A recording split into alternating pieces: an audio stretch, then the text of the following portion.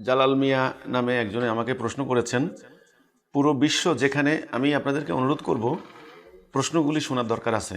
প্রশ্নগুলি সমাজ থেকে উঠে আসা প্রশ্ন, এটা আমরা তৈরি করিনি, বিভিন্নভাবে আমাদেরকে এই প্রশ্নগুলি করা হচ্ছে। তো কাজেই প্রশ্নগুলি শোনার জন্য আমি অন্যান্য ভাইদেরকে অনুরোধ করছি। জালাল মিয়া তিনি প্রশ্ন করেছেন, পুরো বিশ্ব যেখানে হোম কোয়ারেন্টাইনের মাধ্যমে সোশ্যাল ডিস্টেন্স তৈরি করার আহ্বান জানানো হচ্ছে, এই অবস্থায় রাজারবাগের পীরের অনুসারী, আহলে হাদিসের একদল অনুসারী এবং একটা শ্রেণীর লোক হ্যান্ডবিল তৈরি করে মানুষকে বলে বেড়াচ্ছে যে মানুষকে মসজিদ বিমুখ করার জন্য, মানুষের মধ্যে বিভক্তি সৃষ্টির জন্য এটা ইহুদি খ্রিস্টানদের একটা চক্রান্ত। এই প্রসার জনগণের সচেতনতার ক্ষেত্রে বাধা সৃষ্টি করছে। এই প্রচারণার দায় কে নেবে?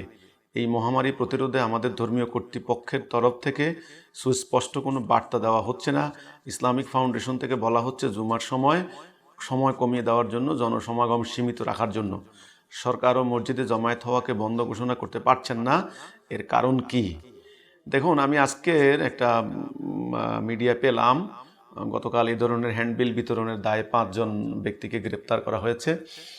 পুলিশের ডিসি তিনি বলছেন যে আরও গ্রেপ্তার অভিযান চলছে, কারা কারা হ্যান্ডবিল বিতরণ করছে তাদেরকে পাকড়াও করা হবে।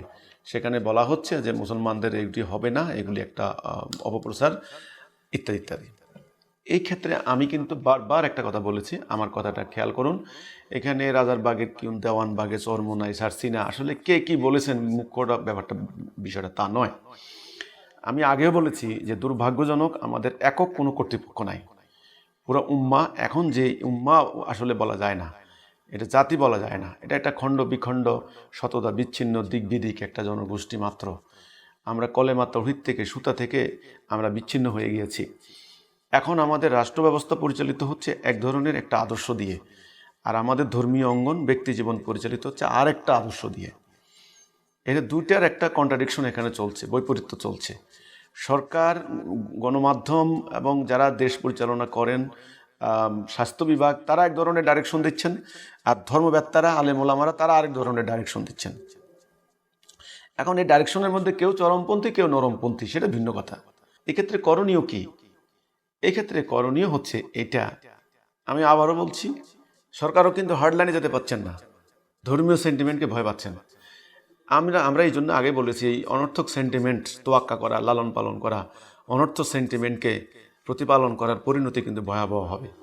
কোনো একটা কথা উঠলেই কোনো যাচাই নাই বাছাই নাই, ধর্ম গেল বলে জিকির তোলা হয়, ফলে আপনার মানুষ আক্রান্ত হয়, বাড়িঘরে হামলা চালানো হয়। আমরাও বহুবার আক্রান্ত হয়েছি এই ধরনের গুজবের শিকার হয়ে। তো সেই জন্য এই অহেতুক সেন্টিমেন্টকে লালন পালন করা, তোয়াক্কা করা, এটা কিন্তু ইসলামের নীতি বিরুদ্ধ। নবী করিম সাল্লাল্লাহু আলাইহি ওয়াসাল্লাম যেটা হক হক কথা বলেছেন, যেটা বাতিল বাতিল বলে সাব্যস্ত করেছেন, তিনি কারো তোয়াক্কা করেননি। তো এখন তো ব্যাপারটা অনেক জ্ঞান বিজ্ঞান, গবেষণার, চিন্তা ভাবনার বিষয়। ইসলামের যে কনসেপ্টটা এখন চালু আছে, আমি তো বলি বহু কিছু পবিত্র কোরআনের ধারে কাছেও নাই। কোরআন একদিকে, আমরা আছি আরেক দিকে, কোরআনের কাছে কেউ যাচ্ছি না। কোরআন হচ্ছে মূল ভিত্তি, সেই কোরআনকে আল্লাহ রাব্বুল আলামিন নিজেই হেফাজত করেছেন, আর কিছুকে হেফাজত করেননি।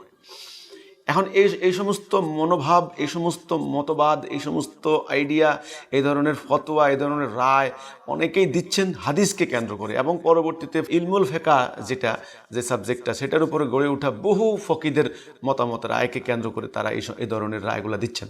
কিন্তু কোরআনকে ভিত্তি করে কিন্তু খুব কম কথা বলা হচ্ছে, খুব কম। কিন্তু কোরআনে বলা হচ্ছে যে মানুষের দুহাতের কামাই, মানুষ যেন ফিরে আসে। আবার আরেক জায়গায় বলা হচ্ছে যে আল্লাহ কোরআনে বলছেন যে যে জাতি যাদের নিজেদের ভাগ্য পরিবর্তন করেন না, আল্লাহ তার ভাগ্য পরিবর্তন করেন না। তাহলে এখানে কি নিজের ভাগ্য পরিবর্তনের কথা কি? তাহলে চেষ্টা প্রচেষ্টা হাক্কা জেহাদিহি, জেহাদ করো হক আদায় করে, যথাযথ নিয়ম অনুসরণ করে। তো আরেক আয়াতে আল্লাহ বলছেন আল্লাহ অনর্থক কোনো কিছু সৃষ্টি করেননি, অনর্থক কিছু সৃষ্টি করেননি, সব কিছুর অর্থ আছে, উদ্দেশ্য আছে। আরেক জায়গায় আল্লাহ বলছেন যে দেখো, শুনো, চিন্তা ভাবনা করো, ফিকির করো, গবেষণা করো, ধ্যান করো। তো এগুলি কোরআনের কথা, এগুলি হলো বিজ্ঞানের কথা, এগুলি যুক্তির কথা, এগুলি দর্শনের কথা, দার্শনিক কথা। আর এখন আমাদের সমাজে যেগুলি চলছে, এগুলি অনেক গুজব আর ভিত্তিহীন সমস্ত আজগুবি কথা। তো সেগুলির কোনো গোড়া নাই, কোনো ভিত্তি নাই। সারা দুনিয়া যখন বলা হচ্ছে কোয়ারেন্টাইনে থাকতে, সেখানে আমাদের এখানে প্রচারণা হচ্ছে হ্যান্ডবিলের মধ্যে অন্য, এক্ষেত্রে কি করণীয়? এক্ষেত্রে করণীয় আমি আবারও বলছি বারবার বলছি, দ্রুত মুসলমান জাতিকে আল্লাহর তাওহীদের উপরে ঐক্যবদ্ধ হতে হবে। আল্লাহর হুকুম ছাড়া কারো হুকুম মানব না, এই কথার উপরে একটা জাতিসত্তা গড়ে তুলতে হবে। সেই জাতিসত্তার ইমাম, সেই জাতির ইমাম তিনি কোরআনের নিয়ে এবং সমসাময়িক ঘটনাবলী নিয়ে, মানব জাতির সমস্যা ইত্যাদি নিয়ে তিনি সিদ্ধান্ত নেবেন, সেই সিদ্ধান্ত মানবে।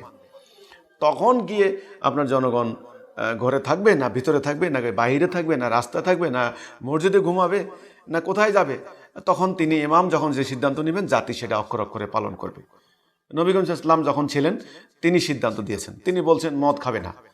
দেখুন মদের মটকা এনে রাস্তায় ঢেলে দিল, রাস্তায় পানি জমে গেল, কেউ কেউ খাচ্ছিলেন গলা টিপে বমি করে ফেলে দিল। রাসূল বলেছেন হুকুম মানতে হবে, কোনো কথা নেই। পরবর্তীতে দু একজন যারা ব্যতিক্রম করছে তাদেরকে বেতানো হয়েছে, পিটানো হয়েছে, সেটা অন্য কথা। হযরত ওমর চাবুক দিয়ে পিটিয়েছেন বারবার যারা মাদকাসক্ত, তখন কিন্তু সংখ্যাটা কমে গেল, অর্থাৎ পুরো সমাজটা পরিশুদ্ধ হয়ে গেল। এতে ব্যাপারটা তো এইরকম, জাতির ইমাম সিদ্ধান্ত দিবেন, জাতির খলিফা প্রধান, রাষ্ট্রপ্রধান তিনি সিদ্ধান্ত দিবেন, ওই সিদ্ধান্ত সবাই মিলে মানবে। কিন্তু এখন তো আমাদের জাতির প্রধান এক ধরনের সিদ্ধান্ত দেন, রাষ্ট্রপ্রধান, ধর্মীয় প্রধান যারা আছেন, ধর্মগুরুরা, বিভিন্ন জায়গার ইমামরা যারা আছেন, ওনারা সিদ্ধান্ত দেন। তো তাহলে তো এখন বিপরীতমুখী সিদ্ধান্ত হয়ে যাচ্ছে।